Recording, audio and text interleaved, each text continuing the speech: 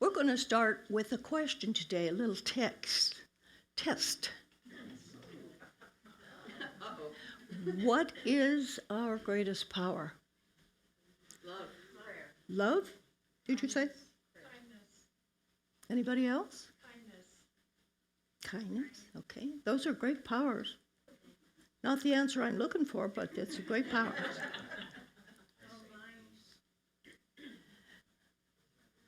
Okay, well, that's what today is about, is the greatest power, at least according to Georgie. But I'm not alone. See what Buddha has to say.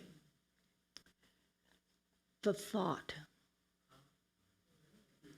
There's your greatest power. The thought. The thought manifests as the word. The word manifests as the deed or experience. Okay. The deed develops into habit, and habit hardens into character. So watch the thought and its ways with care, and let it spring forth from love, born out of concern for all beings. So I believe our thought is our most powerful power, greatest power. So when I get a thought, pun intended, I think, like that, I kind of get an idea that I have to do a little bit more investigating, a little bit deeper research, because I think I know what these words mean. I mean, gosh, at my age, I should know what all these words mean, right? And I do. But if I go a little deeper, used to be the dictionary, now I go to Google, and it's quicker. But if I'm going to do something about a metaphysical thought, okay, or idea, I go to Charles Fillmore and his little book called Revealing Word. It's just a tiny dictionary, but it's really powerful. So I thought, okay, Charles, what do you say about all of this? Now this is my process, okay? Okay, guys, for about the last 2 to 3 weeks. That's what you're getting. You're getting my entire process for about the last 3 weeks. So first he talks about thinking. And he says the thinking is the formulating process of mind. The thinking faculty is the inlet and the outlet of your ideas. It is active, zealous, impulsive, but not always wise. Its nature is to think, and think it will. So then I thought, okay, we've got a thinking faculty, then the thought comes through that thinking faculty. So let's go to thought. Each thought is an identity that has a central ego around which all elements revolve. Thoughts are capable of expressing themselves. Every thought clothes, like clothing, okay, clothes itself with a life form according to the character given it by the thinker. Now let me read that one more time, okay? Every thought clothes itself in a life form according to the character given it by the thinker. The character or the consciousness. Okay?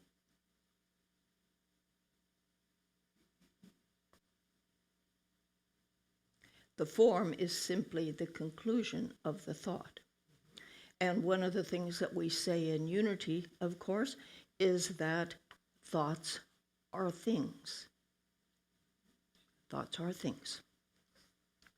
So after I finish with Charles, I think, oh, okay, who else would I depend upon? for some wisdom. See if we can go a little bit deeper with this whole idea. And I immediately think of Emily Cady. Now, Emily Cady, we know, wrote Lessons in Truth, which was the very first book that was ever written as a textbook for unity, for the gathering, the religious, the spiritual organization called Unity. But she wrote some other things as well. This one's called Miscellaneous Writings. It's not in public form, any publication anymore. It's kind of been melded into her other stuff as well. I just happened to find this in a whole box of books that showed up in our bookstore a while back, and Diana and I used to take time to go through them to see what gems were in there, and I thought, miscellaneous writings, oh boy. And so I thought, what do you say about thought? Well, she doesn't exactly say much about thought as much as she's written a chapter about the spoken word. So we know the thought manifests the word, right? So she says, without the word was not anything made that was made. So that's scripture, okay? In the beginning, God created the heavens and the earth. How? How, she says to us. Good point. How? Okay. So she says, listen. That's the next word. Listen. The earth was out form and void, and darkness was upon the face of the deep. And God said. And God said, let there be a firmament, and it was so. And God said, let the waters under the heavens gather together into one place, and let the dry land appear, and it was so. And God said, and God said, and God said. So I kept reading. Then I came to this next paragraph, kind of put a smile on my face, because Emily says to us, God, infinite power, might have thought about all these things until doomsday. He might have wished during an indefinite time that they were formed and made visible.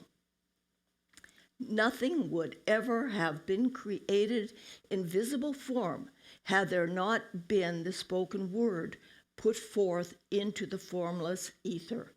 It took the definite, positive, let there be, to bring forth order out of chaos and establish invisible results, establish in visible results the thoughts and the desires of even an infinite, omnipotent creator.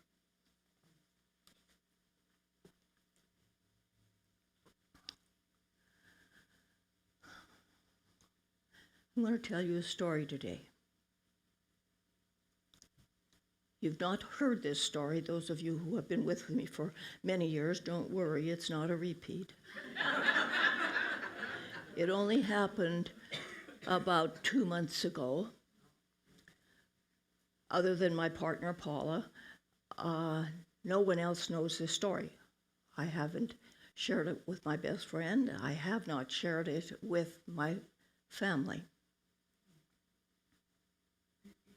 You might ask why. It's because when an event happens in my life, and I know that there is a richness in it. Course in Miracles says you're never upset for the reasons you think you are, you know. And so I started asking myself some questions. And if I start that process by talking to too many other people, then I'm just going to get folks who are going to try to take care of me, try to fix it, or whatever it might be.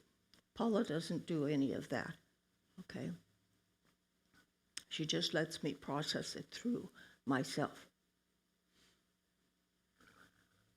And to be totally honest, there's a certain amount of embarrassment even a little shame connected to this story.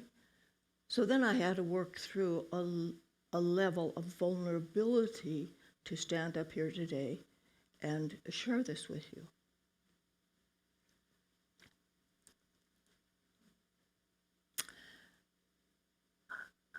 I ran a red light.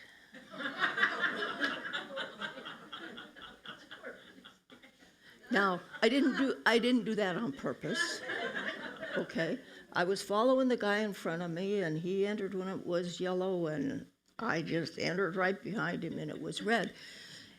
And I realized it was a red light as I was going through it, and when I heard the click of the camera on the pole, I knew in that place inside of me that knew there was a citation in my future. So I did go home and tell Paula right away about it, and she's, in her loving kindness, she just said, we'll take care of it, okay, and let it go at that. And the citation did show up. Now, like probably most everybody else, we know what our financial picture is, we know what the income is, we know what the expenses are, and so there's a budget in there someplace. And so the citation when it came in was $265. I knew it would be a healthy one. And so that would have to come off the top of the budget for June. Okay. I also need to tell you that I've been driving for probably about 64 years, and I have never, ever, until that ticket, have I received a ticket. Okay?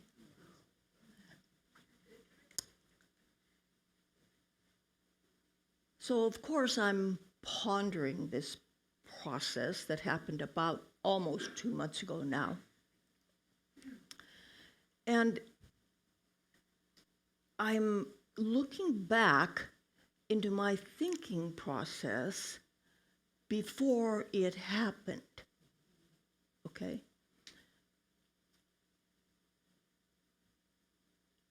So, like I said, we all have our budget or whatever we use, and so do we as well. And we also know what the economic structure is in our country right now and around the world as well. And we know what the prices are in the grocery store, and we know what it is in the gas station and so forth.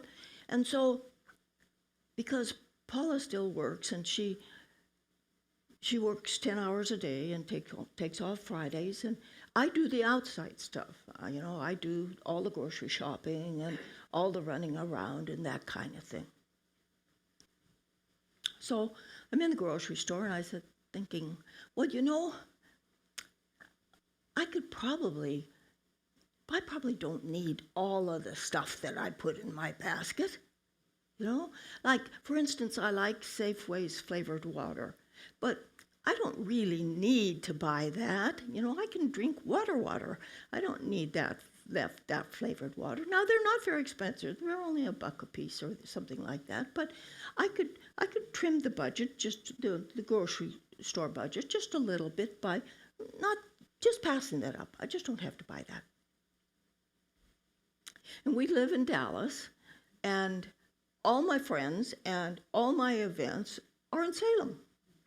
And so I make quite a number of trips back and forth, sometimes as many as 4 a week. And I thought, maybe I don't have to make all those trips back and forth. Maybe I'll kind of cut down my gas consumption too. So that was kind of the thought systems that I was having along the way.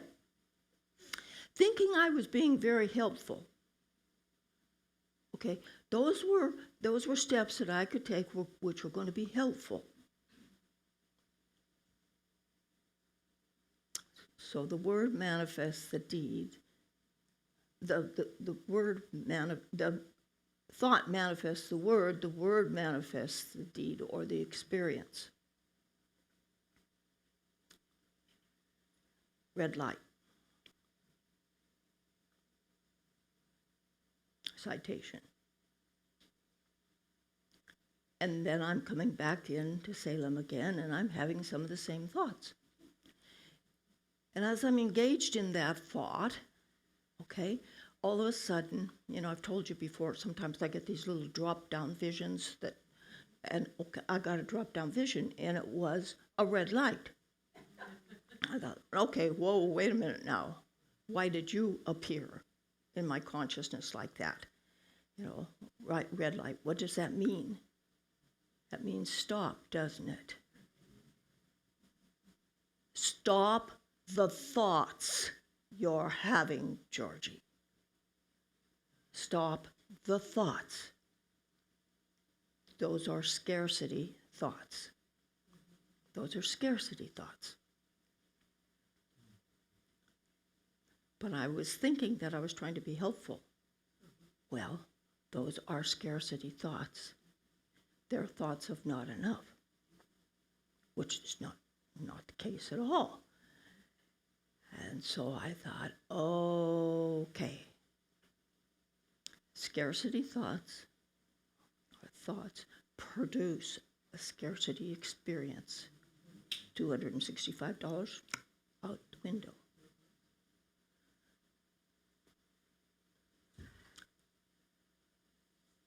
So I kept thinking about this and digging at it, because for me, that's what it takes to get down to the truth inside myself, to kind of keep picking at it. It doesn't all come up in one big rose bush. I got to keep at it just a little bit. And so I thought, okay, if I could pick up a thought like a weed, I would see that it has roots. And according to Lynn Twist, who wrote Soul of Money, wonderful book, scarcity thoughts come from a consciousness of not enough. Well, that is not my consciousness. And I know that because not only do I know what we teach in Unity about it as God's great good pleasure to give us the kingdom and the open windows of heaven, all that, I know that, but I know from my own life experience, from the time I was an infant to this very moment, I have never experienced not enough. I'm very blessed. I have never experienced that. I've always had clothes on my body, food on my table, and a roof over my head. So I do not have a consciousness of not enough. Where did the thought come from? How did I have the thought? Well, Reverend Victoria has been telling us a lot that we are one, right? We are one. And we are. I mean, the only begotten Son is not Jesus Christ. He's part of the pot, but it's humanity. That's the only begotten Son, is humanity, okay? And this group of people, billions and billions of us, form a collective consciousness. And we are all contributing to and withdrawing from the collective consciousness continually, many, many times throughout the day. And right now, with the state of the economy in our country and across the world, we know people are starving to death in other countries, okay? Then that not enough consciousness idea is thriving because it has fresh soil, it has a lot of rain upon it. It is thriving, okay? It's very energetic. It's very easy to stumble into it. It's very easy to stumble into it, which of course is what I did. I have a friend who is about my age. Now, when she was a child, she had not enough. There was not enough. Often one meal a day, not very many clothes, just a couple of dresses, and often not anything to shelter her over her head as a child. That experience, okay, made an imprint upon her consciousness. And to this day, it drives her. Now, it doesn't have to. She's got plenty of money. She's got a little house that it's all paid for. Her closet is stuffed full. Her pantry is stuffed full. But that imprint of that consciousness still drives her because of that experience that she had.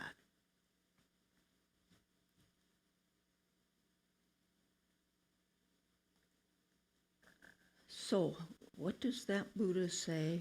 Again, where's my little card? So watch the thought and its ways carefully.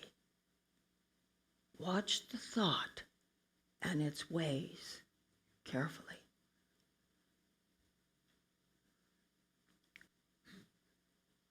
I guess maybe we could say when you get an idea, take time to sit down and look at it. Is this really mine to do? Exactly what is this thought about? Is this my highest and best thought? Kind of take a look at it. Just take the time to do that. Okay, we started with Buddha. I would like to close us with Paul.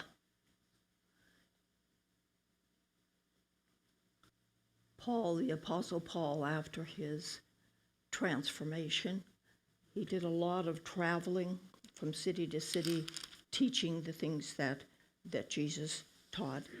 And then he'd form little churches, and then when he would leave,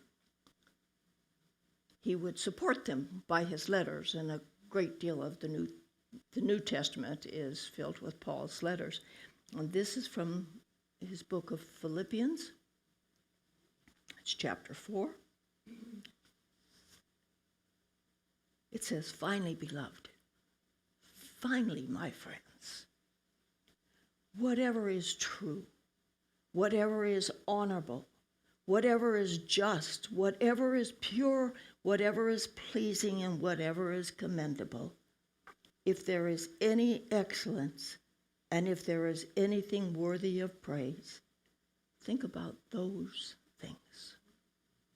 So when we take that time, just that 5, 10, half hour, and think about the thought that we are about to apply the word to, we know that once we say, "Let there be," there will be an experience. What will be the consequences of the experience? Because it becomes a habit, like my friend I told you about. It's become such an ingrained habit in her that there is no escaping it in this lifetime for her. Lots to think about, the power of our thought. Okay, I'm going to ask my music team to come back up, and they are going to start our meditation out by singing the grace prayer. Haven't done much of that around here, and I've missed it, and I love it. So I'm just going to ask you to go ahead and prepare yourself. This was a lot to chew on this morning.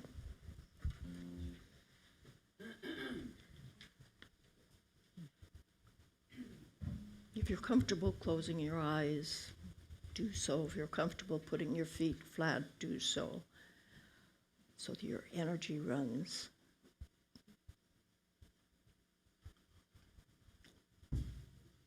Whenever you're ready.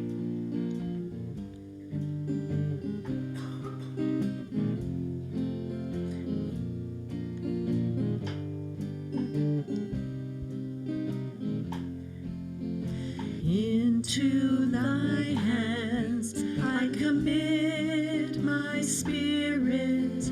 Thy will is my will.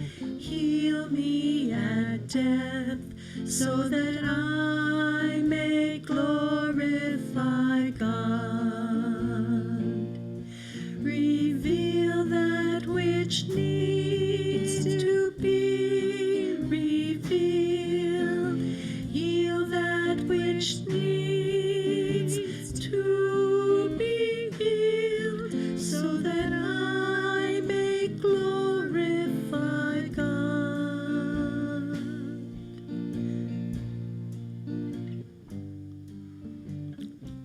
Okay, connect with your breath now.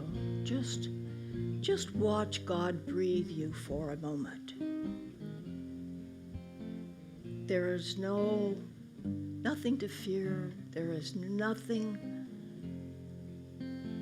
around you except love and peace and joy. Because that love, peace, and joy has been growing and is so healthy in this congregation and in this sanctuary. So just let yourself soak into it a little bit. Sometimes, sweet spirit, sometimes when we say reveal what needs to be revealed so that we can heal what needs to be healed, there's a part of us that really isn't sure that we want that to happen. And yet if we cannot be vulnerable when we step into this place where we connect, dear God, vulnerable and open with you, our Creator,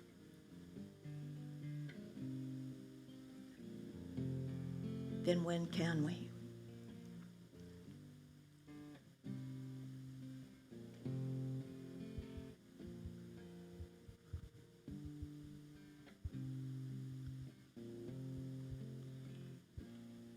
Sweet Spirit, is so easy for us in this extremely busy world that we live in to move from one thing to a next, hardly thinking about it at all. And yet there is this power of our thought to shape our lives.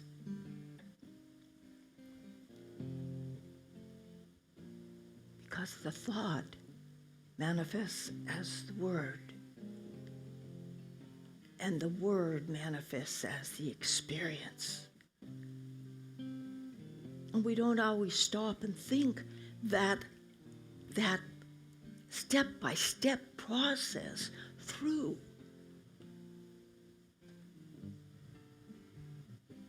Help us to take the time in these busy, busy times that we live in right now.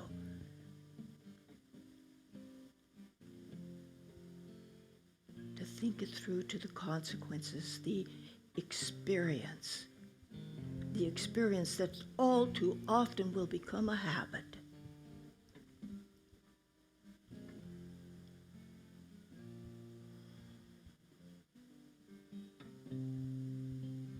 Reveal that which needs to be revealed. Show us the way. Show us the way, sweet Spirit. Show us the way.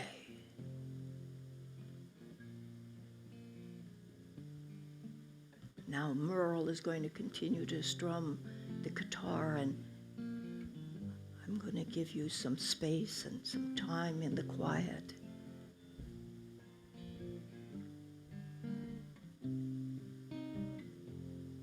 With your thoughts.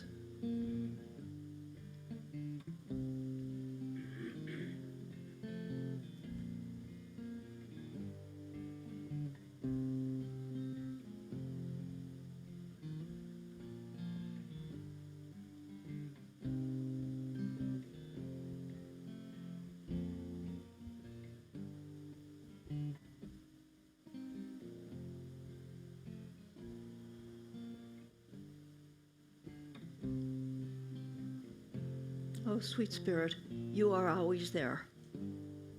As soon as we turn to you, you are there. There is no place that we can be where you are not. Help us to remember that. When we get so busy and so involved in whatever our life is right now, help us to remember that all we have to do is say, Holy Spirit, help me. Holy Spirit, show me the way. Tell me where to go. Tell me what to do. Tell me who to talk to. Tell me what to say. And you will answer, for you always do. Okay.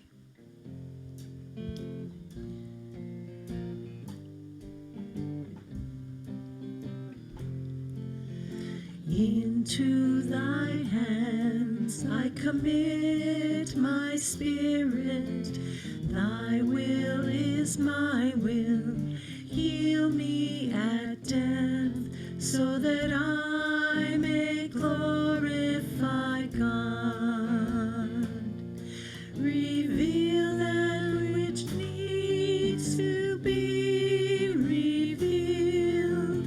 Heal that which needs to be real, so that I may glorify God.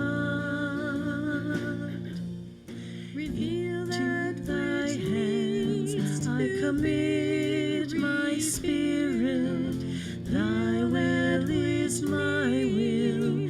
Heal me at death, so that I may glorify God. Reveal that which needs to be revealed. Heal that which needs to be healed, so that I may glorify God. So that I may glorify God. So that I may glorify God. And now just take another deep breath, and when you can feel the seat beneath you and you are ready, you may open your eyes.